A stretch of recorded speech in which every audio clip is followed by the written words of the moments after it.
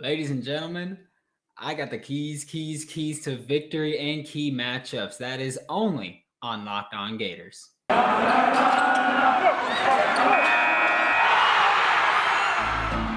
You are Locked On Gators, your daily podcast on the Florida Gators. Part of the Locked On Podcast Network, your team every day.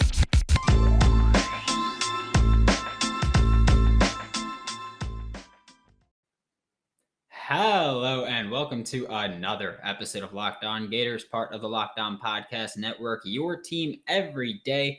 Thanks for making Locked On Gators your first listen of the day, every day, available daily and free wherever you listen to podcasts. Happy Friday. I am Brandon Olson. You can find me on Twitter at WNS_Brandon. I'm also the founder of Whole9Sports.com, where you can find all of my written work. We're going to get right into the offensive keys to victory here. First up, starting strong. Look, I get it. This one is this episode in general. It's expected to be a blowout. You know, we're expected to win the game by, I think we're favored by 38 at the time that I'm recording this.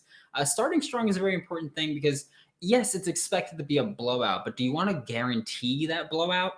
Go up early. That is way more important than I can even stress, because you look at a lot of upsets, and a lot of upsets happen because of, well, letting the team stay in the game, and then a couple plays happen, and next thing you know, you're down 20-13 to Kentucky. Yay. But look, Vandy has shown no ability whatsoever to pass the ball with even the slightest bit of consistency. So what do? We go up big early. Whether you throw bombs early, you try that inside zone split read that works. I don't know why I said inside zone, but that split zone read that works so well for Florida in most occasions, which I don't know if you caught this, but last week, first drive, I believe it was the first play for Florida's offensive game, they came out with the split zone read to start the game. They know it's their home run play. So they came out early. It didn't work out, but I would not be shocked to see that come out on the first drive again, because again, Florida is so good at it, and they do it not super often because they want you to be caught sleeping with it.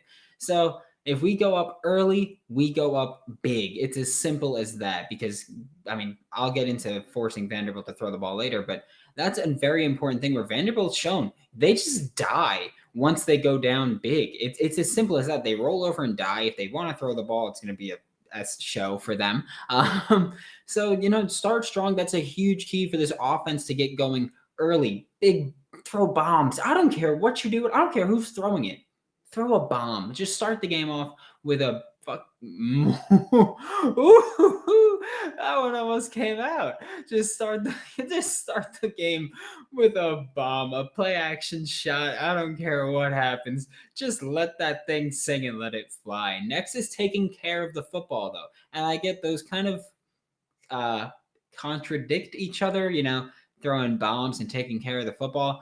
Obviously, whether it's a close game or a blowout, a big key to victory for the offense is always to take care of the football. But we're a team that's improving in that area. But throughout the course of the season, we've kind of sucked in that area. I get it. One turnover in each of the past two games. The Tennessee one, again, like I mentioned yesterday, was a Copeland fumble that I still think should have been blown dead, and I still think shouldn't have happened. And last week was a very bad forced ball by Emory Jones into coverage. Again, I believe it was J.J. Weaver that got the interception for Kentucky there. And that like, we're improving. I get it. We've had games with 3 turnovers in a game. And yeah, thank goodness we're improving. But it's very important for Florida to take care of the football, especially in a blowout, because, you know, you give up that momentum changing play, which we do so often on offense and defense, where then you're screwed and then you're down and then you're fighting to come back into this game. And look, Florida against Vanderbilt can do that. But Florida needs to build the habit of taking care of the football, and it starts here. Don't turn the ball over a single time. You should not turn the ball over against Vanderbilt. Their defense sucks. It's as simple as that. They are not a good football team. And you know what? I'm not knocking on wood, because I have confidence in this team. I'm going to show faith in this team to not be superstitious. I want to knock on wood so bad right now, but I'm not going to, because I'm going to show confidence in this team and show faith in this team. Taking care of the football is going to be major key to victory in this game. I hate that I just said major key, but it is what it is. It's the major key to victory here. Finally, running the ball. I talked about this yesterday. Vanderbilt absolutely sucks at running the ball. I believe the least amount of rushing yards they've given up in a game so far this season was like 179 yards. Actually, I think it was 171. I believe it was 171 yards, the least amount of rushing yards they've given up in a game. They gave up 5.7 yards per carry. I think they've given up at least 2 rushing touchdowns in every game. I could be completely mistaken on that one, but I believe they've given up at least 2 rushing touchdowns in every game, except for maybe 1 so far. They suck at stopping the run. Florida, on the other hand, phenomenal at running the ball. I believe the 179 is our lowest rushing total of the year. So, we are fantastic at running the ball. I think we take deep shots. I'm not saying we don't. I'm not saying that the game plan will be to play conservative football. I don't necessarily think that's the case. I think the key to victory, though, is running the ball and, just pound it home. Take the air out the ball because, first of all, you don't want to get injured when we've got LSU and Georgia coming up. That's a very big thing. You don't want to, throw the ball, stop the clock a ton, keep the game going. You want to keep the game going. You want to keep the game moving. You want to keep the clock moving. Get in, get out, get your blowout, get your momentum builder. Think of this game against Vanderbilt. Think of it as Florida's version of a slump buster. Then yeah, if you know what that means, then you know what I'm talking about. Think of this game against Vanderbilt as Florida's slump buster. That's what we need to do. We need to get back on track with the rush game, which, look, I'm pretty sure last week was a 179-yard game. Get back on track. It was our lowest total. Get right back on the horse. Get back into it. Keep going. Keep moving. Get the rhythm going. Give the ball to Dameon Pierce. Give the ball to Malik Davis, Naquan Wright, Lorenzo Lingard, DeMarcus Bowman. I don't care who runs the ball, but run the ball. It's as simple as that. That's a big key for victory in every game for Florida. I can tell you now, pretty much every week, that's going to be a big key to victory for me because we are so damn good at it that you got to do what you're good at. If you want to win games, you do what you're good at. Running the ball is what's good for us. I don't know about you guys, but football season's here, so I'm watching games almost every day. Again, starting November, the first week of November, we'll be able to watch football every single day. And I snack during games because I drink during games. Water, fine, sometimes alcohol, but usually water. And, I eat sugary snacks. I eat salty snacks, but that's why I've started eating Built Bar more because, 1, it's the best protein bar on the market, so it's great after I work out. And 2, when I'm watching during a game and I want to eat something sweet, I just go for Built Bar. The cookie dough, the cookie dough one slaps. I'm letting you know that right now. If you're trying to eat clean, but you've got a sweet tooth like me, that's no longer a problem. Built Bar is your best low calorie, low sugar, high protein, and high fiber solution. You can even enjoy it if you're keto. Remember to use promo code LOCKED15 to get 15% off of your next order. That is locked, LOCKED 15 to get 15% off of your next order at BuiltBar.com. Thanks again for making Locked On Gators your first listen every single day. We are free and available on all platforms, so keep that in mind. And YouTube, if you want to watch, feel free. I'm here 5 days a week. I'm always available. Looking at defensive keys to victory, stack the box is key number 1. And I'm not saying because Vanderbilt's so lethal running the ball. No, that's not. They're not Florida. They suck at running the ball. They suck at throwing the ball. But it's as simple as that. I mentioned the big thing is getting up early. After you get up early, I want to stack the box. We stack the box, they throw the ball. They are damn awful at throwing the ball. And I think, watch the film. Don't watch the film. I don't want you to do that. That's torture. I don't want you to watch Vanderbilt's film. Never mind. I'm lucky if you're watching this game. It's supposed to be such a blowout. But, Vanderbilt, when they run the ball, they're bad. When they throw the ball, they suck so much that just make them throw the ball. That's what I'm saying. It's the path of least resistance. That's my point. They're going to run the ball every now and then, sure, but make them throw the ball. And that is a bigger key to going up early because they suck at throwing the ball. So they'll throw picks, hopefully, or if not, they'll just throw a bunch of incompletions. We get the ball back. We score again early. We keep piling on the lead and piling on the lead and piling on the lead and get the backups in there at that point. Honestly, I want to see backups in this game because I think it's going to be a homicide. on the field. I was going to say we're going to murder them. It's going to be a blowout, a homicide on the field this week. Next key, get in the backfield. Our D-line is S tier. Let them pin their ears back and get in the backfield consistently. Don't bother getting cute with stunts. Don't even send blitzes often. We don't need to do that, and we don't need to, give more tape to other teams. We don't need to do that. They have plenty of tape at this point, but we don't need to give them more tape. Don't break out anything new. Don't stress. I want you to stack the box. Don't get me wrong. I want there to be 7-8 people in the box always, and I realize 7 is like not stacking the box in a typical base defense, but football now, nickel is your base, which means you got 6 in the box. Put 7, put 8 in the box. I don't care. You can keep the same personnel out there. I genuinely don't care. But our 4-man line can get through often on their own against most teams. They've gotten through against every team. Sometimes they don't finish the play and get home, like against Kentucky and Tennessee. They weren't really hitting home often, but they were getting into the backfield often. They were getting into the backfield often against Alabama, which that's an NFL offensive line. I don't care how you're looking at it. They've got NFL prospects throughout, and Florida was getting through pretty consistently to Bryce Young and even Brian Robinson. Things were working for Florida. Do the same thing against Vanderbilt, but stack the box, dare them to throw the ball, get in the backfield, don't stunt. You don't need to.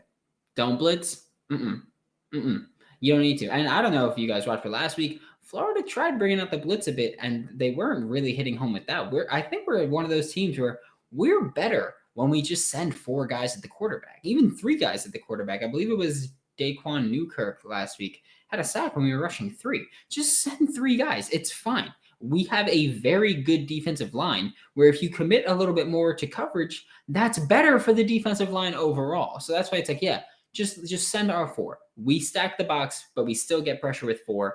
They'll make them decisions on their own. It's as simple as that. Just get home. That's all you got to do. Send 4, get home, have 7 in coverage, have 8 in coverage. I don't care. And they'll make their own mistakes. Next, play disciplined football. Teams get about 3 first downs per game when they play against Florida because of Florida defensive penalties. Last week, defensive penalties were not what shot us in the foot. It was offensive penalties that shot us in the foot, and then in the foot, and then in the foot, and then in the foot, and then in the foot, and then in the foot, and then in the foot, and then in the foot, and then in the foot. But usually, defense penalties have been a cause for concern, and I get that some calls are trash. But 3 first downs per game because of defensive penalties is way too much. Clean it up. Don't make it easy for Vanderbilt. They're a bad team as it is. There is no reason that you should make their job easier because they can't throw the ball. They can't do it. They can't run the ball. They can't do it. They're going to get a big play at some point. We know it. At some point, they're going to have a huge play for no reason. Someone's going to confuse the coverage, whatever it is. They're going to get a big play at some point. But don't give them defensive first downs, or don't give them first downs because of our defensive penalties. That is trash football, and that is how you lose games that you were favored to win by 38 points. So Florida, play. That's the key for me. Stack the box, but don't blitz. Stack the box. Show that you're going to blitz, but just send 4. They'll get in the backfield. The RD line is so good. Vanderbilt's O line is average at best, at absolute best. Just get in the backfield. Let our 4 guys cause havoc, raise hell, whatever you want to say. 4-man wrecking crew. I don't care. Whatever you want to call them. Just let them do their thing. Stack the box, show blitz, don't blitz. Let our 4 guys get through and play disciplined football. Playing disciplined football isn't just about, not getting defensive penalties. It's about not giving up huge plays, which we're probably going to do at some point. We do that a lot, but it's don't blow your assignment. Don't confuse your assignment with something else. That's what I mean when I say play disciplined, clean football. That is so crucially and vitally important for this team to play smart, disciplined football at this point because Vanderbilt's not a good team. Don't make it easy for them. That's what Florida does every time. People mentioned, I forgot who it was that tweeted. It might have been Cameron Magruder last week that he was like, Florida always plays up to their competition or down to their competition. We have no level of competition. It's just like we play Bama, we play Bama. We play Kentucky, we play Vanderbilt, we play Kentucky, Vanderbilt, and we play their style of football. And it's like, Just please stop doing that. Just like, don't make it easy on them. Vanderbilt's not a good football team. Don't play down to their level. You're a better football team than they are. Play Florida football, but clean Florida football. And honestly, I don't even know if I want to say play Florida football, because Florida football has been played down to your competition, and we're way better than them. We should not be playing down to anybody. This is still, I believe, a very good roster, a very talented roster. I still have faith in the coaching staff. I realize I've been hard on them this week because they deserve it. They made mistakes, and you deserve to get called out for your mistakes. And I try to be generally lenient on things. Like you guys know, I'm always like, hey, I'm not going to kill this guy. I'm not going to kill this guy for this. I'm not going to kill him for this. I'm not going to kill him for this. But they got outcoached, and they didn't accept responsibility. And Dan Mullen got outcoached, and Dan Mullen did not accept responsibility, and that's my biggest issue. But, play clean football, play disciplined football, win the game, walk out of here healthy is a big key also. Just simple as that. Just walk away with that. Anybody else make money last week? I didn't. And you guys know that. You guys know I didn't make money because I use BetOnline, which is the fastest and easiest way to bet on all of your sports action. But I bet on Florida, which is, what I thought was going to be a good decision, but I bet on them to win by at least 8, I believe it was. Yeah. Win by at least 8. I bet on them to score 40. I bet on them to hit the over with 56 points combined. None of those hit. None of them. So BetOnline covers award shows, TV shows, reality TV, aliens attacking, which country they're going to attack first, real-time updated odds and props on almost anything you can imagine. It's the best way to place your bets, and it's 100% free to sign up. Head to the website or use your mobile device to sign up today and receive your 50% welcome bonus on your first deposit. BetOnline, your online sportsbook experts. Make sure you use promo code LOCKEDON. That is LOCKED, no space, ON. Now to wrap up, we're going to talk about a couple of key matchups, and by a couple, I mean literally 2 key matchups, but it involves about 9 players. Vanderbilt's outside cornerbacks, Jalen Mahoney and Gabe Jeudy-Lally, versus Cope, Hendo, and Shorter. Of course, Jacob Copeland, Xavier Henderson, and Justin Shorter. Combined, Jalen Mahoney and Gabe Jeudy-Lally allow 33 completions on 50 targets, 401 yards, 3 touchdowns, and 2 interceptions, and a passer rating of 93.8, which is really bad to allow if you're a cover man. And they've played a lot of snaps in coverage. Mahoney last week also, just to point this out, Jalen Mahoney last week played in the slot a lot. It was the only week this year that he's played in the slot often. I think they were just experimenting with things, but he didn't play well in the slot. Like, he played in the slot for, I think it was 68 snaps, which he had played like 14 total for the season before that. But yeah, he had one of his worst games of the year in the slot, because I know I've mentioned this before. Playing in the slot is a different beast. Like, I couldn't play in this. Actually, I don't know if I mentioned on the show, but when I know I mentioned that I played DB. I played outside corner or safety. I did not go in the slot, because playing nickel corner is incredibly difficult, because it's way harder to be like, okay, just push them to the sideline. Because sometimes they want to go to the sideline there. More often than on the outside, they want to go to the sideline. They want to work in. You've got to be so agile to work in the slot. That is why I give nothing but respect to people that can actually play nickel corner, because I know for damn sure I couldn't. I wasn't bad, but I couldn't play in the nickel. That was not something that I was capable of doing. So I'm not going to be like, wow, he sucked. They put him in the slot and he still sucked. No, I get trying things out, but working in the slot is difficult to do. And if he does work in the slot, Trent Whitmore is going to have 4,000 yards. It's as simple as that. But, I think Jalen Mahoney is going to go back to the outside. I think Gabe Jeudy-Lally is going to stay on the outside. I think Vanderbilt was just trying things out. I don't think they try it again, given how awful the experiment was. They won the game, but, I mean, you played Kentucky. They lost to an FCS school earlier in the year. You shouldn't be proud that you won a very close game.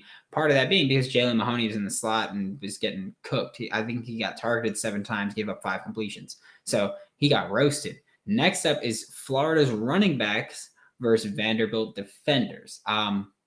Look, Vanderbilt sucks on defense. Vanderbilt sucks on offense. but they're better on defense than they are on offense. And that's an undeniable fact, I believe. But Vanderbilt's defenders, they look good in some areas because of volume. Like if you look at Vanderbilt's run stops, they have Anthony Odry, who has 13 run stops, which is more than anyone on Florida has. But, I believe Diabate is leading our team in run stops right now with 11, if I'm not mistaken. He's played about 87 snaps against the run. That's fine. Anthony Odry has 13 run stops, which again, more than anybody on Florida, which is, who cares? That's fine. But he's played 165 snaps on run defense only. So yeah, he's got 2 more run stops, but he's played 80 more snaps. He's played almost double the number of snaps. So it's like, that's why, they have the volume numbers. That's what I mean. But they look good in some areas because of volume. Like when I was looking at the run stops, I was like, wow, Odry's got 13. And then I looked and I was like, wow, Odry's played almost 200 run defense snaps already. So there's things that Odry also has a missed tackle percentage of 14.3%. That is really, really bad. Granted, Diabate's at about 18%. So that's also really, really, really bad. But Odry's got a much larger sample size with, granted, more opportunities to miss, but more opportunities to make those plays. And he struggled a lot. He's also got an average depth of tackle of 6.3 yards, which, again, that means that when he makes tackles, this is run defense only. When he makes tackles against the run, other teams, on average, have 6.3 yards. As in, he'll tackle someone for, sorry, it's so hard to verbally explain. But yeah, on average, he makes tackles 6.3 yards down the field, so a gain of 6.3 yards whenever he makes tackles. I remember previewing the Kentucky game, a key player I pointed out was DeAndre Square, who's also a linebacker, but his average depth of tackle was 0.2 yards, which was, granted, that's insane, but 6.3 yards is also a lot to give up per tackle. So that's what I mean. Nate Clifton and Ethan Barr are also defenders on Kentucky, who, again, they have good run stop numbers, but missed tackle percentage is through the roof. So they suck and they make their tackles downfield because they had not 6.3 yards downfield, but I believe it was 5.4 and 3.4 yards downfield. 3.4 is fine. But despite the high run stop numbers, they're not consistently making these run stops. That's my big point with DeAndre Square last week, that when I was previewing the game, it's he's got high run stop numbers, but he's also got an average depth of tackle of 0.2 yards because he's so good. These guys, they have high run stop numbers, but their average depth of tackle is much farther because they're not doing it consistently. They're just being on the field a lot and getting a lot of opportunities to do so. Meanwhile, offensively, Florida's running backs, on 34 carries, Dameon Pierce has forced 16 missed tackles. That's pretty damn good. On 49 carries, Malik Davis has forced 14 missed tackles. On 53 carries, Emory Jones has forced 19 missed tackles. This is a very elusive Florida team going against a Vanderbilt team that is very bad against the run. So Florida's running back or running game will hopefully make Vanderbilt throw fits the entire time. Because again, this is a game where Florida should blow them out, and the run game should be a key contributor to that. Thanks for making Locked On Gators your first listen of the day every day. Don't miss out on Monday's episode, where I'll have either the full game review or that might get bumped a day because I'll hopefully have an interview for you guys early next week, which I'm very excited for. Been in the works for weeks now, and I can't wait for it. Now make your second listen of the day Locked On SEC. Get all of your daily SEC news in less than 30 minutes with SEC expert Chris Gordy of Sports 790. It's free and available on all platforms. For Locked On Gators, I'm Brandon Olson. Don't forget to follow me on Twitter at WNS_Brandon. You can find all of my written work with Whole Nine Sports. That's WHOLENINE Sports. Be sure to check out my pinned tweet. Let Locked On know why Gator Nation is the best nation, because, we are. Let me talk that talk. That's what I want to do. Subscribe to YouTube, and thank you, and I'll see you after tomorrow's game when I get my post-game reaction in.